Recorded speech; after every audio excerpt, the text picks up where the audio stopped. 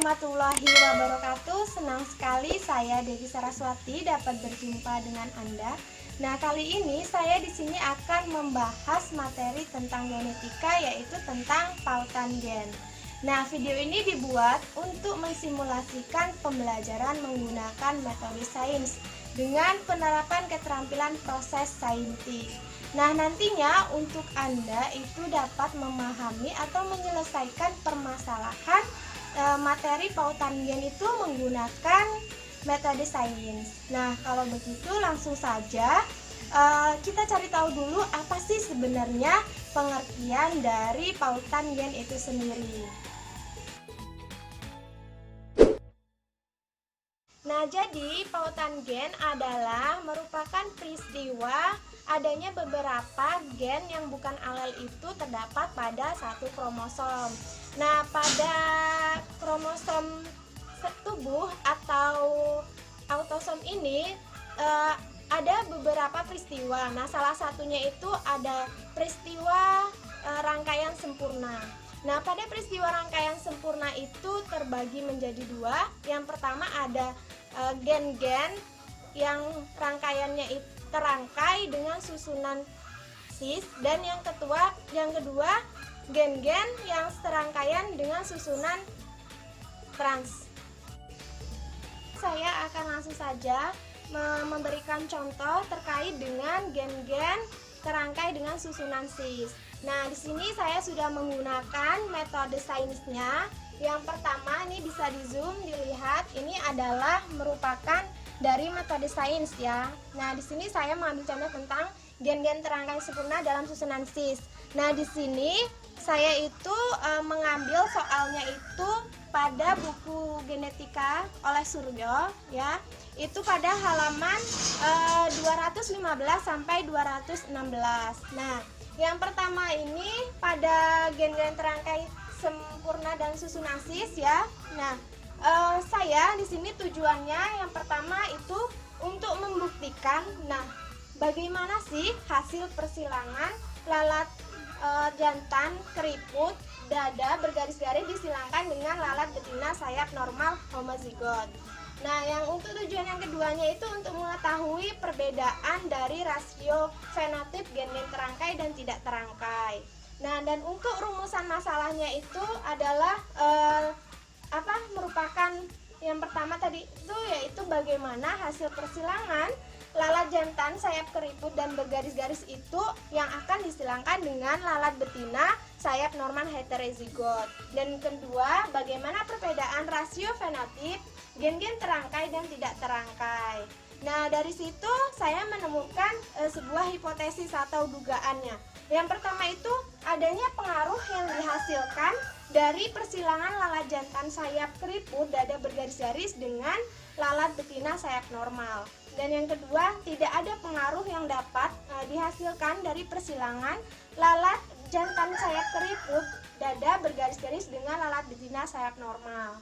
Dan yang selanjutnya itu ada perbedaan rasio fenotip gen-gen terangkai dan tidak terangkai, dan yang tidak adanya perbedaan rasio fenotip gen-gen terangkai dan tidak terangkai.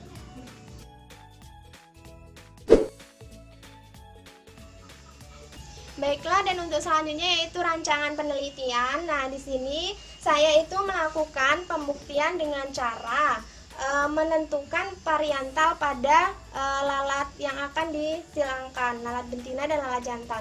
Nah, yang akan disilangkan kemudian dia itu menghasilkan F1-nya atau keturunan pertama yang heterozigot. Nah, setelah itu menghasilkan sebuah gamet dan kemudian disilangkan kembali dan menghasilkan F2 atau keturunan keduanya, yaitu dengan perbandingan 3:1.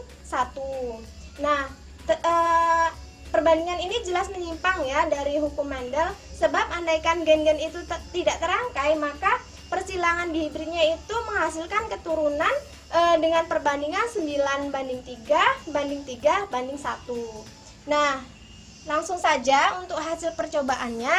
Di sini bisa dilihat saya itu menyilangkan antara jantan variantalnya itu, yaitu yang betina itu ada C besar, U kecil, S besar, R kecil per C besar U kecil S besar R kecil, ini berarti menjadi sayap normal, dada normal. Disilangkan dengan jantan, yaitu C kecil U kecil S kecil R kecil per C kecil U kecil S kecil R kecil, menjadi sayap keriput dan dada bergaris-garis.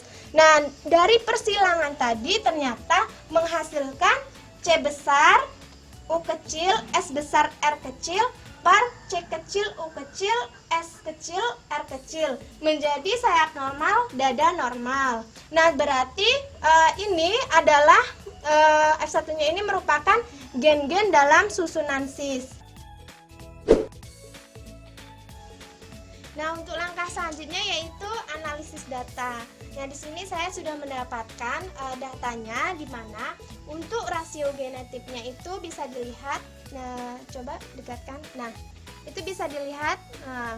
Dia menghasilkan sayap dada normal, sayap dada normal, sayap dada normal, dan sayap keriput dada bergaris-garis. Nah, setelah itu untuk rasio fenotipnya itu menghasilkan 3:0:0:1 atau disingkat dengan 3:1. Berarti kalau 3:1 itu adalah terangkai, karena kan dia yang serangkaian kayak gitu. Nah, yang selanjutnya ternyata ada perbedaan fenotip dari terangkai dan tidak terangkai. Bedanya itu tadi nih bisa dilihat ya. Kalau dia terangkai, ini dia terisi semua kayak gitu. Kalau ini kan tadi ada yang tidak ada. Nah, terisi semua, dan untuk rasio fenotipnya itu menghasilkan 9:3:3:1. Ini tidak terangkai.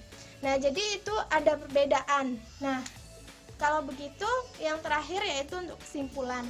Jadi untuk kesimpulannya bisa diambil bahwa kesimpulannya adalah persilangan lalat jantan keriput dada bergaris-garis disilangkan dengan betina sayap normal homozigot itu menghasilkan rasio fenotipnya yaitu 3:1. Jadi bila terangkai dia menghasilkan 3:1, dan jika tidak terangkai dia menghasilkan 9:1:3:1. Baiklah, mungkin sekian pembahasan yang bisa saya sampaikan, semoga bermanfaat. Saya akhiri, wassalamualaikum warahmatullahi wabarakatuh.